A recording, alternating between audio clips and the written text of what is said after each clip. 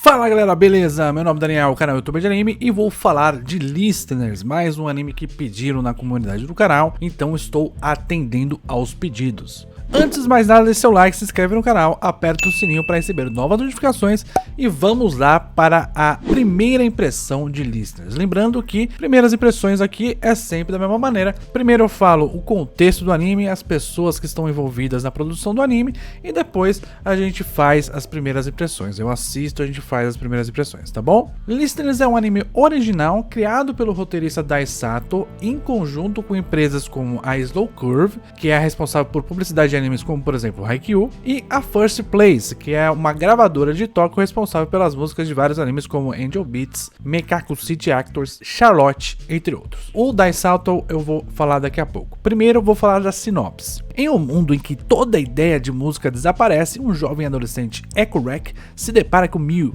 uma garota que, curiosamente, tem uma porta auxiliar em seu corpo. Juntos, eles trabalharão para balançar as bases da sociedade e trazer a música de volta ao mundo. O estúdio responsável por este anime é o MAPPA, que, para quem não sabe, eu vou falar um pouco da história.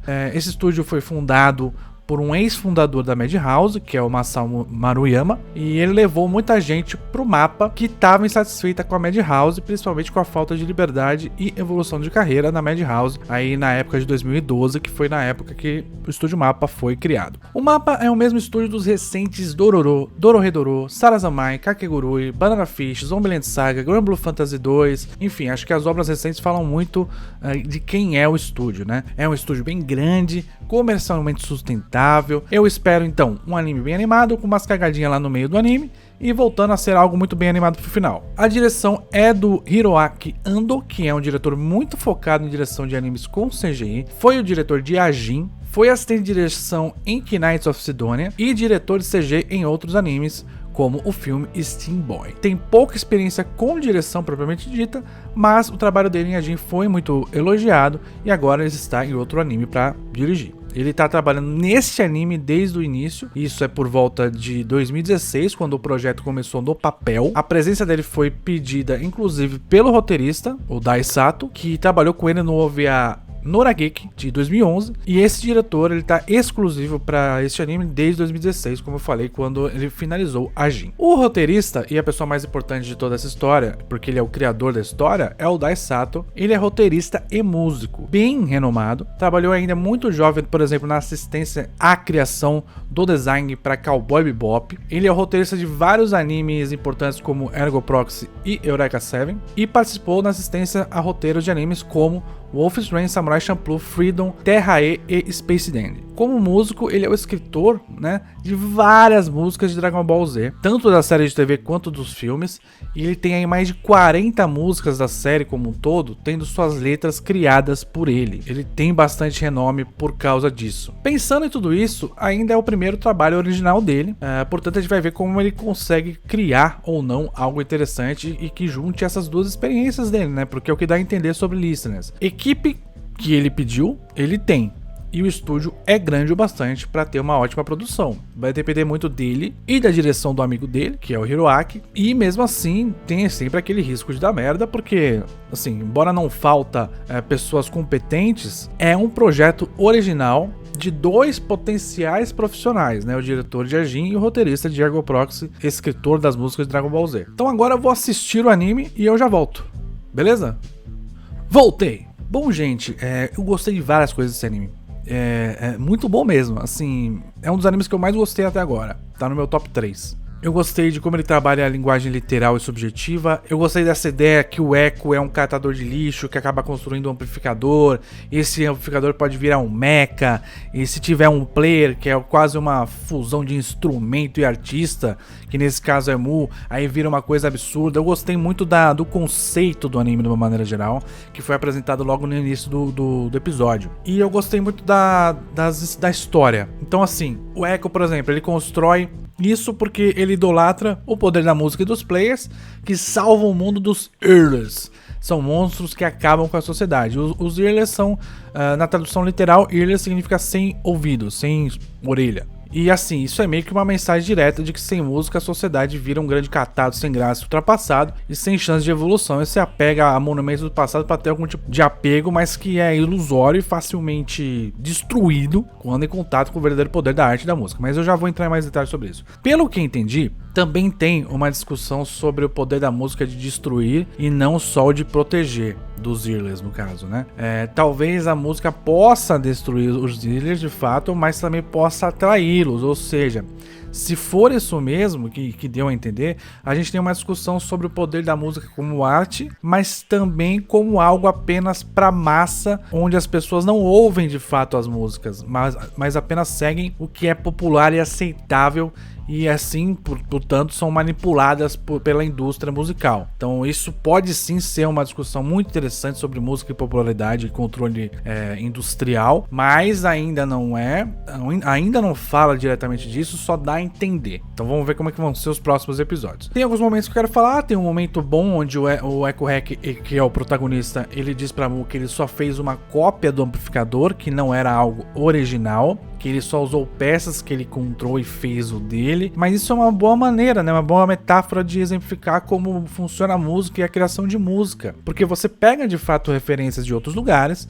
você junta isso e aí você faz algo seu, porque a partir do momento que você teve que pensar sobre aquilo e construir aquilo é seu. A música, ela é sempre um processo conjunto de criação, referências e inspiração, seja por outras músicas, seja por outras obras de arte. Eu gosto também como a Mu não sabe quem é e não tem personalidade. Essa personalidade vai ser muito mostrada através da relação que o Echo e ela terão, mas ao mesmo tempo ela tem um pouquinho ainda de personalidade, porque ela se retira por ver que o Echo, num primeiro momento, né, ele não tem ambição de aproveitar esse poder de players, né? Então assim, como ela representa o instrumento e a música em si, ela é moldada por aquela pessoa que tá por trás disso. A personalidade dela vai depender muito da personalidade do Echo, e quem ela vai ser muito fruto do que o Echo é capaz de fazer e do que o Echo é capaz de tomar de atitude. Se ele não tem ambição, por exemplo, de criar uma música e ser alguém, ele não tem função para a player. Uma guitarra na mão de alguém que não quer tocar guitarra não é nada.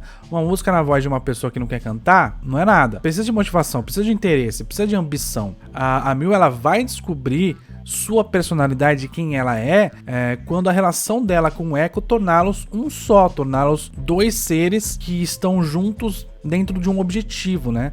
E isso diz muito como a música se associa ao artista e vice-versa, como o artista se associa à música. Outro ponto que eu quero destacar, a cidade destruída que só recebe lixo dos outros lugares, diz muito também sobre a identidade da música local. Se a arte não é estimulada onde você está, você acaba sendo fruto apenas do resto que chega a você de outros lugares. Então falta a identidade. Você fica ultrapassado. O seu passado vira mera memória, e uma memória que é até triste, porque quando aquele sucesso todo explodiu no passado e transformou a cidade, depois que ele se foi, ele deixou um buraco. Buraco esse que ninguém nunca mais tomou o lugar ou sequer pensou em tapar. E assim a cidade parou no tempo. O prefeito ele não querer deixar players chegarem na cidade é uma defesa para que a cidade não sofra novamente com esse impacto de popularidade, por exemplo, e assim atrair earlers, ou seja, pessoas que não escutam nada, são apenas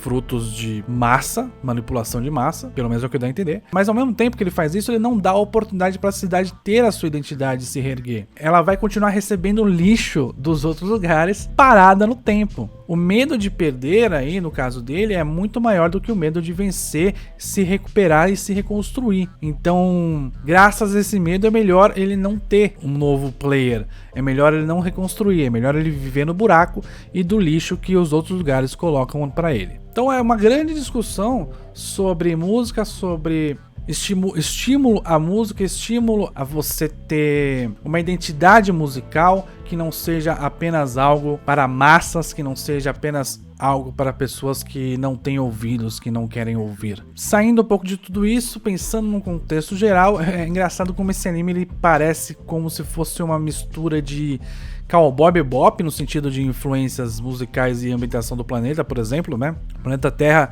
lembra muito o Planeta Terra de Cowboy Bebop. É como se Cowboy Bebop tivesse um filho com Darling in the Franxx, porque Darling in the Franxx tem essa questão do dois protagonistas conectados através de um mecha para salvar o mundo. Então e ainda tem a garota bonitinha, que é a Miu. Então se você juntar Darling in the Franxx com Cowboy Bebop, meio que sai isso aí. Claro que eu tô brincando, mas ao mesmo tempo você percebe que há referências a várias coisas nesse anime.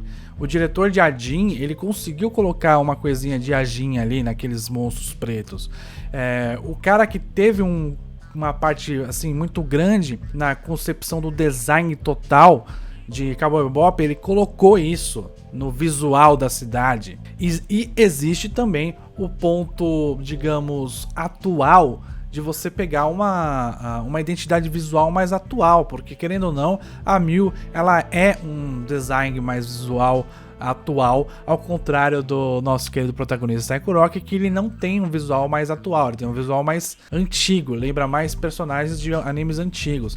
Então você tem um choque de realidade do antigo com o novo, e esse antigo e novo também está sendo discutido no anime através da música, através do que foi feito no passado com relação à música, o que está sendo feito agora e o que não está sendo feito agora. Então é isso, galera. Gostei muito de Listeners, é um anime que eu vou acompanhar, não sei se eu vou fazer no canal, porque não sei se vai dar view. Então deixa seu like, se inscreve no canal, aperta o sininho para receber novas notificações, compartilhe esse vídeo com as pessoas. Espero que vocês tenham gostado. Muito obrigado, valeu, falou!